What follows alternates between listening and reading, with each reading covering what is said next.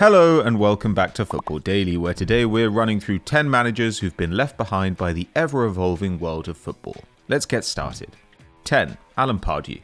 Alan Pardew's journey in football has been genuinely bizarre. In little over a decade, he's gone from Premier League Manager of the Season at Newcastle to the technical director of Bulgarian outfit CSKA Sofia, but it's pretty baffling as to why he was even appointed Magpies manager in the first place. He was sacked by West Ham after just one season in the top flight, hounded out of Charlton with his side facing relegation from the Championship before failing to secure promotion from League One with Southampton. Yet little over 2 years later, Mike Ashley thought it was perfectly sensible to offer Pardew an 8-year contract after one good campaign.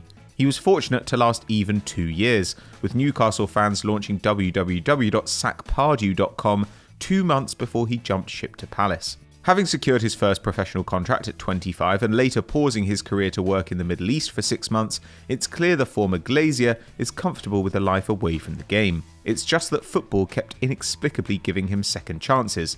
Until now. A failed spell at West Brom in 2017 was followed by a last-ditch return with Dutch side ADO Den Haag, which yielded just 1 win in 8 matches, and he's been in the boardroom ever since. 9. Sylvinho. Sylvinho, who won 2 Champions Leagues among 9 trophies with Barcelona and Arsenal, was tipped for big things after coaching under Roberto Mancini at Inter Milan and Tite with Brazil. Announced as Bruno Genesio's replacement at Lyon in 2019, it was hoped he could inspire the next golden generation at the club and even challenge the might of PSG. The foundation was there, with Les Gants having just finished 3rd in Ligue 1 and reached the Champions League knockouts. And after 2 wins, 9 goals and 0 conceded in his first 2 games, Sylvinho seemed an inspired selection. But that was as good as it got. Lyon won just 1 of their next 9, scoring 8 and allowing 10, and when the Brazilian was sacked in October, he had a 27% win rate.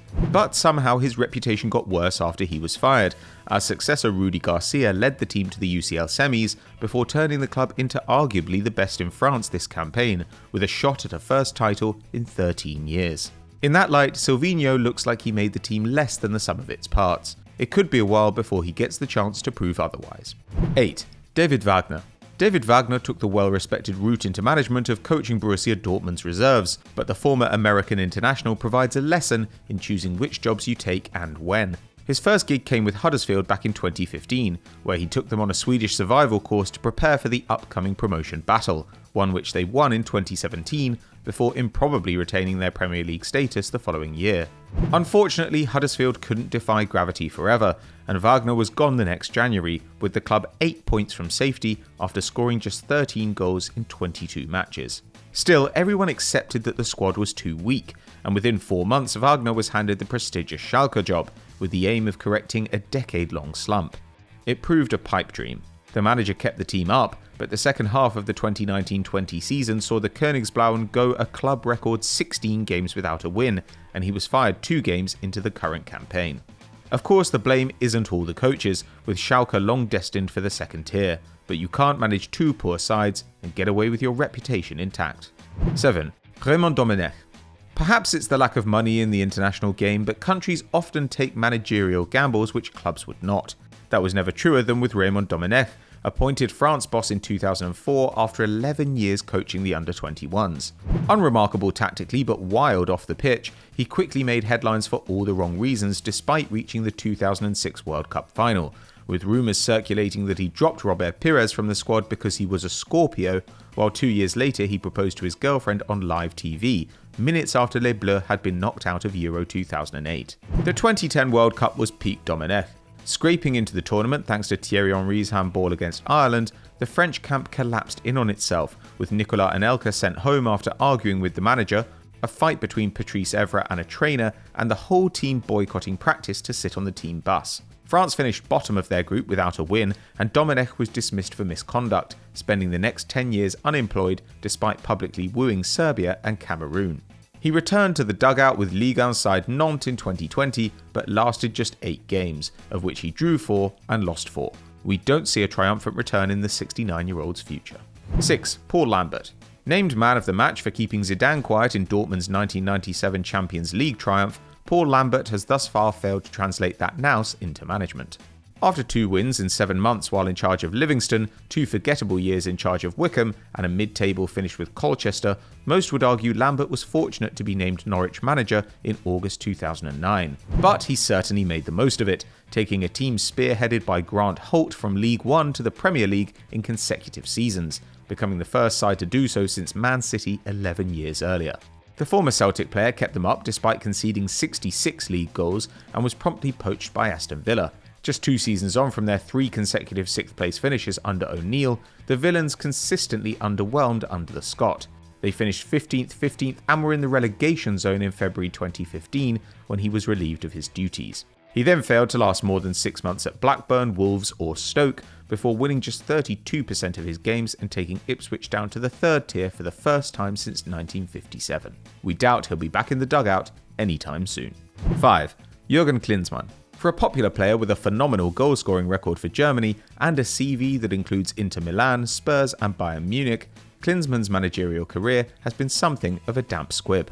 Appointed manager of the German national team after a disappointing Euro 2004 in which they'd failed to win a single game, the former striker overcame criticism over his transatlantic commuting to lead Die Mannschaft to a semi-final in the 2006 World Cup. It's fair to say after handing debuts to the likes of Lahm, Mertesacker, Schweinsteiger and Podolski, Klinsmann laid the foundations for Joachim Löw's largely successful reign. However, his time in domestic football has been far less successful. He lasted just 10 months in charge of Bayern, winning 56% of his games in the late noughties, a spell that saw the players take their own tactical meetings, and Klinsmann resigned on Facebook after 10 matches at the helm of Hertha Berlin in February 2020, before being thrown off the board. 4. Steve Bruce. It's fair to say that Steve Bruce isn't having the best period of his career right now. In the last month alone, he's been called a coward by one of his own players and seen nearly every fan group at Newcastle United call for his departure, as the club sleepwalks towards a 3rd relegation in 13 years. Their form recently has been absolutely woeful, with 11 points taken from a possible 48, seeing them drop from 14th to 17th, 2 points clear of Fulham, who have a game in hand. When Bruce offered up 3 consecutive draws in which Newcastle created just 3.3 expected goals as a sign of progress before publicly admitting he was caught off guard by Brighton in their second 3-0 defeat to them this campaign, even his few remaining supporters appeared to lose hope. Having spent a net £69 million since Bruce's arrival compared to making £2.8 million across Rafa Benitez's 3 years in charge, it appears that the Magpies backed the wrong man.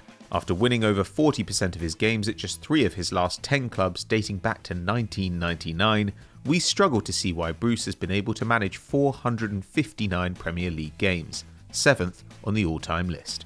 3. Mark Hughes. If you played football in England during the 90s, chances are you'll get a coaching job at some point, but it's hard to work out why some people get them again and again. Mark Hughes is one such boss, having managed Wales and 6 different Premier League sides since 2004. And though he feels like a relic of a less sophisticated time, the former Man United star is just 4 years older than Jurgen Klopp. Hughes has never been relegated as a manager, but that's mostly because he gets sacked first. The Welshman left his last 3 clubs, Southampton, Stoke and QPR, all in the drop zone, and even Manchester City, where he preceded Roberto Mancini, were closer to 18th than 1st when he was let go in 2009. In 20 years on the sideline, he's won 37% of his matches, with his side scoring 1.36 goals a game and conceding 1.37, despite spending £514 million on players in that time. However, like most British coaches, he's never been considered for a job outside the UK, and after 2 years without a position in the Prem, the division may have finally become too smart to hire him. About time. 2. Malky Mackay. While Malky Mackay's past indiscretions may have prevented him from continuing a career in management, they didn't stop the Scottish FA hiring him as performance director in December 2016.